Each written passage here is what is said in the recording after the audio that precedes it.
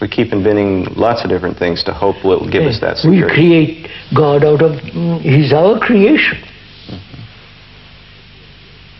We are not the creation of God. I wish we were.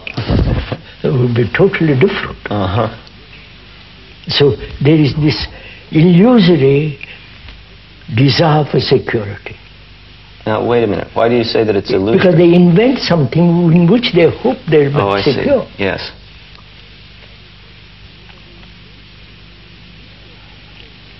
So, if the content of our consciousness can be changed,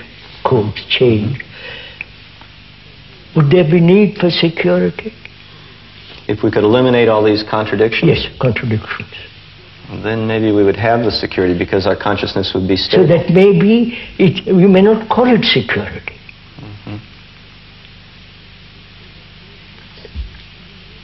To be secure, which is a really disgusting desire. Sorry. To be secure in what? About what?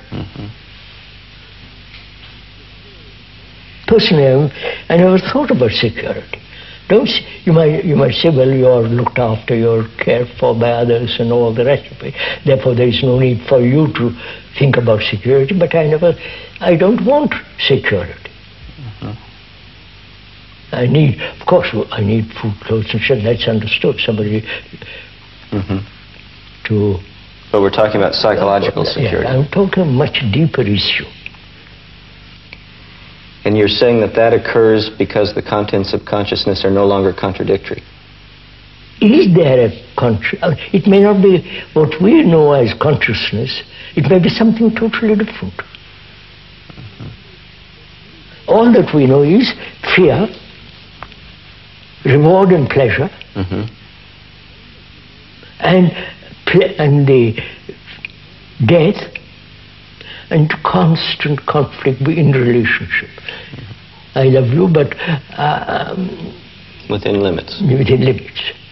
I don't know if that's called love. So there is the content of consciousness is all that, which is me.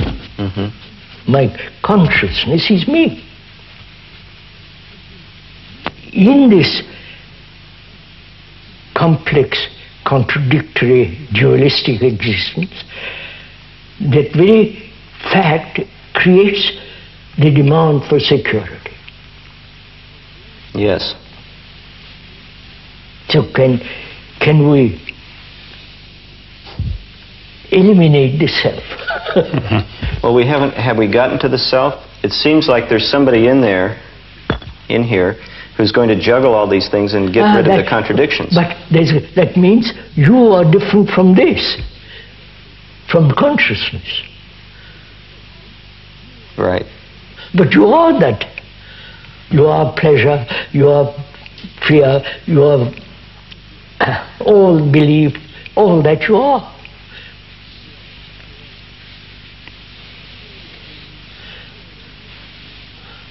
I think please agree with what we're talking about, what I'm saying.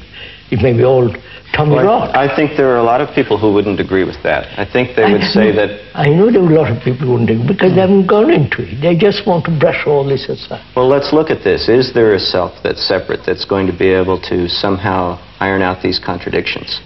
No. Well, how do you know? I mean, it seems to me that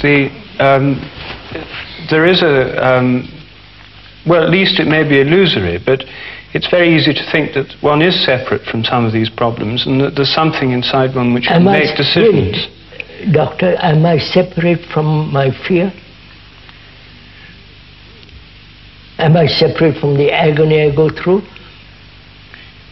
The depression? Well, I think that there's something within one which can examine these things, and that indicates there is some kind of separation. Because there is the observer, yes, separate from the observed. Yes. Is that so? Well, it seems to be so. It seems to be so. Now, this seems to me the problem, that it does seem to be so. I mean, in my own experience, of course, as in many other people's, it does indeed seem that there is an observer observing things like fear and one's own reactions. And it comes out most clearly, I find, in insomnia. If one's trying to sleep, there's one part of one that says, that's going on with silly worries and ridiculous thoughts round and round. There's another part of one that says, I really want to sleep. I wish I could stop all these silly thoughts. And there one has this actual experience of an apparent separation. Of course. So this isn't just a theory, it's an actual fact of experience that there is this kind of separation. I agree. Now, so... but why does that division exist? Well, that's of course... Who created the division? It may just be a fact. What may not be so? It may just be a fact. Is that so? I want to examine it. Well, yes, so do I. I mean, is it indeed a fact that that consciousness, as it were, has levels, some of which can examine others, one at a time? No. Would you kindly consider, is fear different from me? I may act upon fear. I may say I must suppress it, I might rationalize it, I might transcend it, but the fear is me. Well, I only invent the separation when I want to act upon it. But otherwise I am fear. The common and ordinary way of analyzing would be to say, I feel afraid, as if the afraidness was separate from the I. I want to get out of this state of feeling afraid, so I want to escape from it, leaving the fear behind, and the I will pass beyond it and somehow escape it. This is the normal way we think. I know, I will. So, what's wrong with that? Well, you keep up this conflict. But it may, I think he's saying it may be inevitable. It may be inevitable, you see. I question it. Yeah, so then could we make it less, I mean, how do you propose to say, to show it's not inevitable? First of all, when there is anger, at the moment of anger, there is no separation. Right? When you're very angry... Yeah, of course, I mean... what we normally say is you lose control of yourself and the separation disappears. You become the anger, yes. At the moment when you are really angry, there is no separation. The separation only takes place after. I have been angry. Right? Now, why? Why does the separation take place?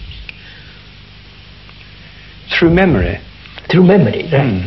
Because I've been angry before. So the past